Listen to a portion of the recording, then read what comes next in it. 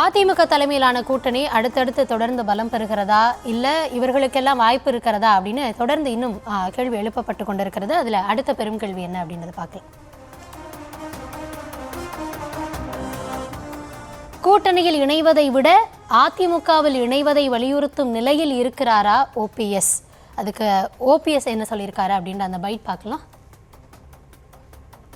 பிரிந்து கிடக்கின்ற அனைத்து இந்திய அண்ணா திராவிட முன்னேற்ற கழக அனைத்து சக்திகளும் ஒன்றிணைய வேண்டும் என்பதுதான் இன்றைய தலையாய கோரிக்கையா இருக்குது. வேற எந்த கோரிக்கை கிடையாது. மீண்டும் ஒன்றிணைய வாய்ப்பு இருக்காயா?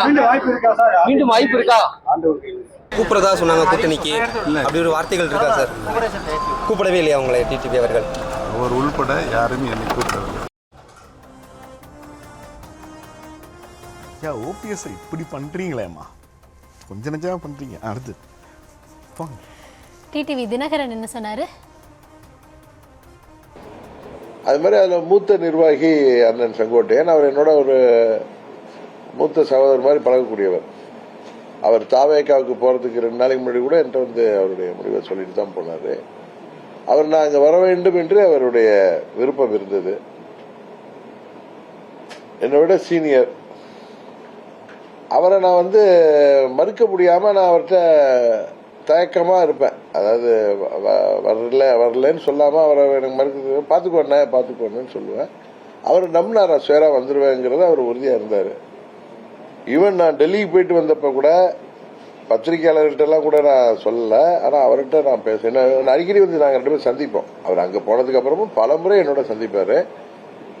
நட்பாக வருவோம், நட்பாக பேசிகிட்டு இருப்போம். அப்போ அரசியல் பேசுகிறப்ப நான் டெல்லிக்கு போயிருந்தேன், உண்மைதான். உங்களை கேட்டாங்க முக்கியமானவங்க, ஏன் செங்கோட்டையன் அங்கே போயிட்டாரு, அவரை கூப்பிடுங்க, மறுபடியும் உங்க கூட இருக்கிறது தானே, உங்களோட க்ளோஸ் ஃப்ரெண்டு தானே, கூப்பிடுங்க, ஏன் அவசரப்பட்டு போனாரு, இல்லை நான் பேசுகிறேங்கன்னு சொன்னேன். அந்த தகவலை நீங்கள் வாங்கன்னு கூப்பிட முடியாதுல்ல அவரை. இந்த தகவலை முக்கியமான தலைவர் உங்களை கேட்டாங்க, அது சரி வராதுங்க எனக்கு அப்படின்னு சொன்னார். அவர் பேசியிருந்தோம். நான் வருவேன்னு நம்பினார். நான் அவரை மறுக்கலை. அதான் அதனால சொல்றாரு. நீங்க எத்தனை கட்சிகள் வர வர அது வந்து ஒரு ஸ்ட்ரென்த் தானே. அதனால இன்னும் இல்லை, என் கணிப்புக்கு இன்னும் அண்ணன் ஓபிஎஸ் வரலாங்கிற ஒரு நம்பிக்கை இருக்கு. இன்னும் சில கட்சிகள் வரலாங்கிற நம்பிக்கை இருக்கு. இது மட்டும் இல்ல, அன்புமணி அவர்களுமே பேசியிருக்காங்க. நல்ல வேகமாக போயிட்டு இருக்குது. எங்களுக்குள்ள நல்ல ஒருங்கிணைப்பு இருக்கு. கூட்டணி கட்சிக்குள்ள நாங்கள் அன்றாடம் பேசிக்கிட்டு இருக்கிறோம். நல்ல ஒருங்கிணைப்பு இருக்கு, உற்சாகமாக இருக்கு. எங்கள் தொண்டர்கள், அனைத்து கட்சி தொண்டர்களும் இன்னைக்கு நல்லா உற்சாகத்தோடு இருக்கிறாங்க. சீக்கிரமாக எங்கள் கூட்டணியை நாங்கள் முடிவு பண்ணிட்டோம். அதனால கீழே லெவலில், கிராஸ் ரூட் லெவலில், கிராம லெவலில் எங்கள் கூட்டணி தொண்டர்கள் எல்லாமே அவ்வளோ சந்தோஷமாக ஒருத்தருக்கு நல்லா புரிதல் வைத்துக்கிட்டு வேகமாக களத்தில் இருக்கிறோம். திமுகவில் யாரும் கிடையாது, களத்தில் இல்லை, யாருமே இல்லை. அங்கே பயத்தில் இருக்கிறாங்க. இப்போ நாங்கள் சேர்ந்ததும் இன்னும் பயம் வந்துடுச்சு. இன்னும் போக பார்த்தீங்கன்னா நாங்கள் வேகமாக போவோம், அவங்க ஸ்லோ ஆயிடுச்சு. நயினாரும் பேசியிருக்காரு, பாஜகவின் மாநில தலைவர். Only governor Tea Party in the occasion of Republic Day celebration. That's all. We met all the leaders, party leaders in Tamil Nadu here. There is no politics, only friendship. Our honorable Vice President of BJP, Mr. Jayaprakash, Sudhish, is college mates. Only past 40 years they are friends. They only discussion about the friendship. No politics. Sir, do we expect more alliance partners? Definitely, it will become. Sir, what about OPS, sir? OPS is not still been unexplored alliance. You have been a long-term Yes, friend of sir. Mr. OPS. Is there any chance of him also coming back to the alliance? Okay, we will see it. ஏன்னா OPS அவர்களை பொறுத்த வரைக்கும் நம்ம ஆரம்பத்திலிருந்தே பேசுகிற மாதிரி தான். கட்சிக்குள்ளே அவருக்கு நோ போர்டு எப்பயோ வச்சு கேட்டை க்ளோஸ் பண்ணிட்டாங்க. அவர் கழகமாக துவங்கி இல்லை கூட்டணிக்குள்ளே இப்போ டிடிவி அவர்கள் எப்படி இருந்ததோ அந்த மாதிரியான வருவதற்கான வாய்ப்புகள் இருக்குது அப்படின்றத பல முறை பல நேரங்களில் நம்ம பேசியாச்சு. இன்றைக்கி வந்து அவர் பேசினப்போ கூட சக்திகள் ஒன்றிணைனும் ஒன்றா இருக்கணும் அப்படின்னு பேசினார். இதில் நீங்கள் என்ன புரிஞ்சுக்கிறீங்க? இல்லை, எனக்கு முதல்ல இருந்தே ஒரு டவுட் என்ன இருக்குன்னா, ஒரு கூட்டணி வெற்றிகளை பெறுகிற போது அதுக்கு பேர் வந்து பலமான கூட்டணி. அதிலிருந்து யாராவது பிரிஞ்சு போயிட்டாங்கன்னா அந்த கூட்டணி தோத்து போயிடும். ஸோ திரும்ப வந்து சேரும்போது அந்த வெற்றி கிடைக்கும்னு. இதுவே அதிமுக பாஜக கூட்டணி தோத்துக்கிட்டு இருக்கிற கூட்டணி தானே. அவங்க பிரிஞ்சு போனாலும் அது எப்படி பலமான கூட்டணியாக மாறும்? சின்ன டவுட் கேட்குறாங்க. இப்போது ஒரு மேட்ச்சில் ஒரு டீம் ஜெயிச்சுக்கிட்டே இருக்காங்க, அதுலேருந்து ஒரு 4 பிளேயர் வெளில போயிட்டாங்கன்னா ஐயோ அந்த டீம் எப்படி மேட்ச் தோக்க போகுது அப்படின்னு. ஒரு டீம் தோத்துக்கிட்டே இருக்கிற டீம்லேருந்து 4 பேர் வெளில போயிட்டாங்க.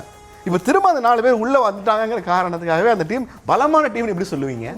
அந்த டீம் பலமான டீம். அந்த டீமை கூட விட்டுருங்க.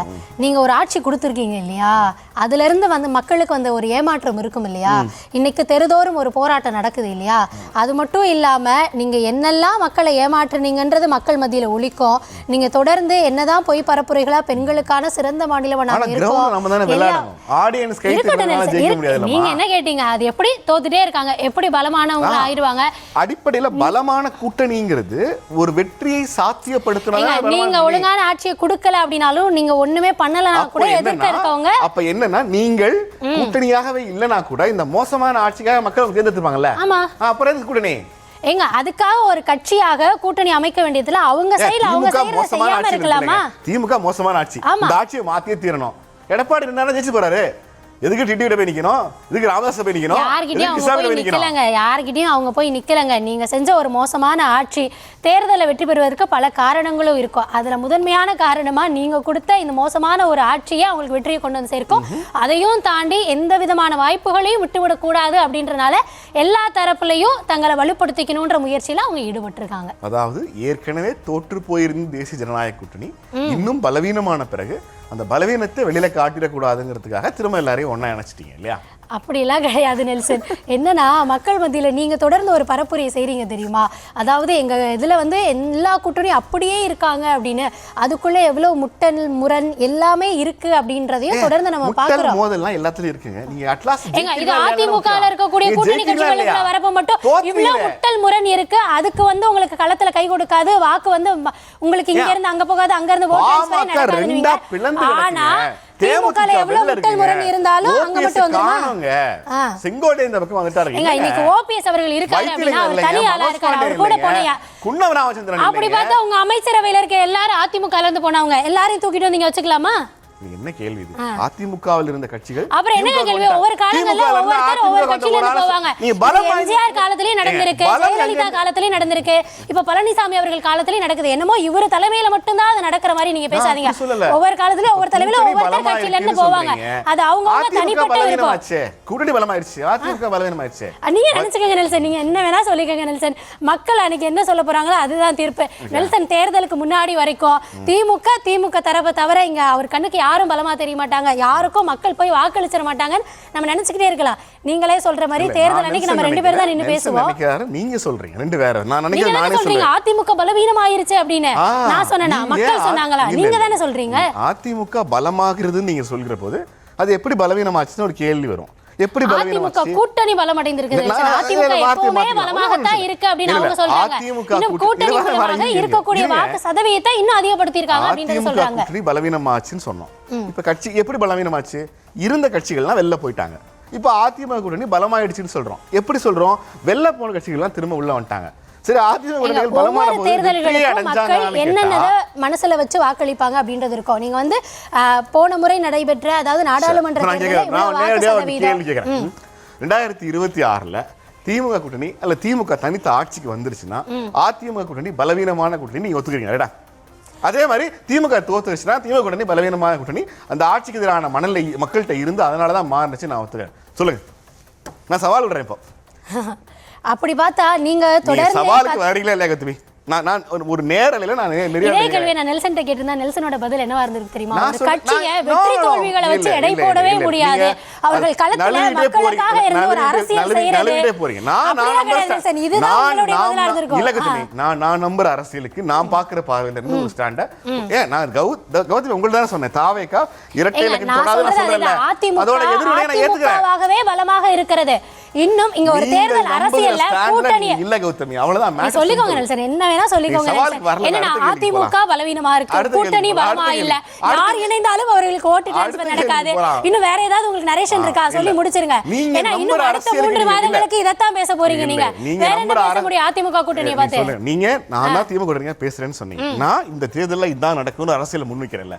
நீங்க நம்புறீங்களா அதிமுக ஜெயிச்சிரும்? சொல்லுங்க. ஆமாங்க, அதிமுக ஜெயிக்க போது அவ்வளவுதான். சொல்லுங்க, இதுதான் எப்பொழுதும் பலமா தான் இருக்கு. ஒரு தேர்தல்ல ஒரு கட்சிக்கு வெற்றி தோல்வி சகஜம் தான். இந்த ஆர்டிஎக்ஸ்ல 2 பேரும் ஒரு விஷயங்களை முன் வச்சிருக்கோம். ஒன்று, திமுக கூட்டணி 2026 திமுக தனிப்பெரும்பான்மையோட ஆட்சி அமைக்கும் நான் சொல்லியிருக்கேன். அதிமுக கூட்டணியில அதிமுக தனிப்பெரும்பான்மையோட ஆட்சி அமைக்கும் கௌதமி சொல்லியிருக்காங்க. அதற்கான பலத்தோட அவங்க இருக்கிறத அவங்க சொல்றாங்க. அந்த தரப்பு வாதத்தை நான் முன் வச்சேன். நான் கௌதமியை தான் கேட்டேன். நான் நெல்சனா தான் சொல்றேன். நீங்க நெல்சன் திமுக ஆதரிக்கிறாரு குற்றச்சாட்டு வைக்கிற மக்கள் மனசுல என்ன இருக்கு நான் predict பண்ண முடியாது நெல்சன். நான் இன்னும் எங்க சர்வேக்கும் போல மக்கள் கிட்ட இருக்க ஆதரவு வச்சு தான் நான் சொல்ல முடியும். இங்க மக்கள் கஷ்டப்படுறாங்க, அவங்க போராட்டம் நடக்குது, அதை வச்சு அந்த ஒரு எதிர்ப்பு மனநிலை இருக்குன்றதை நான் சொல்ல முடியும். எதிர்த்தரப்புல அதிமுக வேணுமா பாஜக வேணுமா தாவேகா வேணுமா மக்கள் முடிவு செய்வாங்க. நீங்க என்னெல்லாம் கார்னர் பண்ணி இத நான் மக்கள் பார்வையா நான் நெல்சன் சொல்றாரு. நெல்சன் திமுக ஆதரிக்கிறார் நீங்க சொன்னீங்கல்ல, அந்த கேள்விக்கு தான் பதில் சொல்ல முடியும். நெல்சனுக்கு வந்து இந்த தரப்புல எதுவா இருந்தாலும் அங்க இருந்து என்ன குரல் ஒலிக்கும் அப்படின்றது எல்லாருக்கும் தெரியும். நெல்சன் முதல்ல அதை பார்க்கலாம். இல்ல நெல்சன் பார்க்கிற மக்களுடைய பார்வையும் கௌதமி பார்க்கிற மக்களோட பார்வையுமா வச்சுக்கலாம். நீங்க திரும்ப திரும்ப எல்லா நேரங்களையும் நம்ம அப்படிதான் பகிர்ந்துக்கிறோமா? கிடையாது. இந்த தரப்புல இருந்து என்ன வாதங்கள் வருது அதான் சொல்றோம். ஆர்டிஎக்ஸ் ரெக்கார்ட் பண்ணுவோம். தேர்தல் முடிவு வந்த பிறகு அன்னைக்கு போட்டு காமிப்போம் யார் சொன்னது சரியா நடந்துருக்குன்னு. மக்கள் யாரு வேணும் வேணான்றதை நான் மக்களை படிக்கிறேங்க, நான் மக்களை பாக்குறேங்க, நான் டிராவல் பண்றேங்க, எனக்கு தெரியுது நான் சொல்றேன்.